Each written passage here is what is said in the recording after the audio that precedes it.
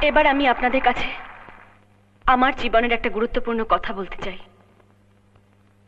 আপনারা সবাই জানেন আগামী 5 তারিখ আমার বিয়ে। বিয়ে একটা মেয়ের জীবনে সবচেয়ে গুরুত্বপূর্ণ বিষয়। একজনের সারা জীবনের সুখ দুঃখের সঙ্গী হওয়া। এতদিন চেয়েছিল আমার দুঃখের সঙ্গী, আজ আমি তাকে আমার সুখের দিনেও সঙ্গী করতে চাই। আমি তাকে বিয়ে করছি।